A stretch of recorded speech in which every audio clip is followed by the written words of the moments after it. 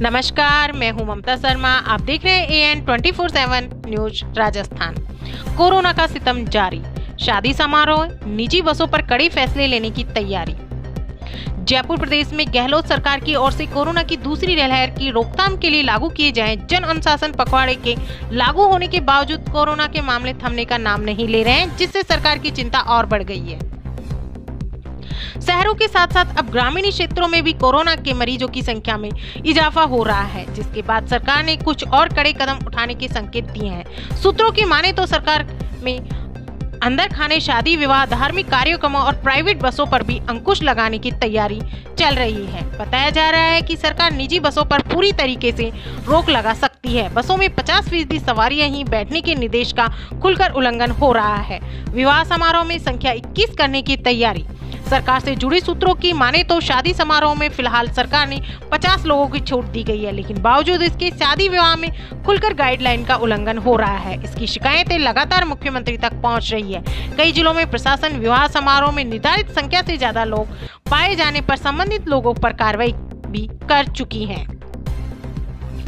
सरकार के अंदर खाने मंथन चल रहा है कि विवाह समारोह में संख्या सीमित करके दोनों ही पक्षों की 21 लोगों की संख्या सीमित की जाए और नियमों का उल्लंघन करने वालों पर कड़ी कानूनी कार्रवाई की जाए। इसके साथ ही धार्मिक स्थल, मंदिर, मस्जिद और अन्य धार्मिक स्थलों पर श्रद्धालुओं की संख्या सीमित की जा सकती है। अभी भी धार्मिक स्थलों पर लोगों की आवाजाही बनी हुई है, जिससे संक्रमण का खतरा लगातार बढ़ा है। बताया जाता है कि सरकार इन पर भी जल्द कड़े कदम उठा सकती है। प्राइवेट बसों पर लग सकती है।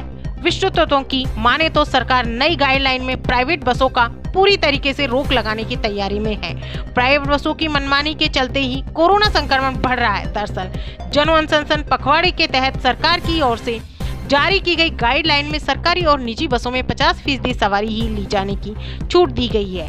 उसमें बस में सवारी खड़े होकर न जाएं, इसके भी निर्देश दिए गए थे, लेकिन निजी बस में गाइडलाइन का उल्लंघन करते हुए सवारियों से भरकर चल रही हैं, जिसकी शिकायतें भी लगातार मुख्यमंत्री तक पहुंच रही है। इसको लेकर मुख्यमंत्री ने परिवहन विभाग से भी फीडबैक लिया है, जिसके बाद कहा जा रहा है कि सरकार निजी बसों पर कड़ा फैसला ले सकती है।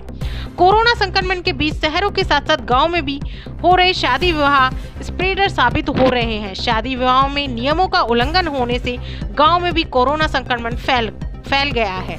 यही वजह है कि कोरोना की दूसरी लहर में गांव से भी कोरोना पॉजिटिव मरीज की संख्या बढ़ रही है, जबकि बीते साल कोरोना काल में गांव में कोरोना संक्रमण के मामले नहीं के बराबर सामने आए थे।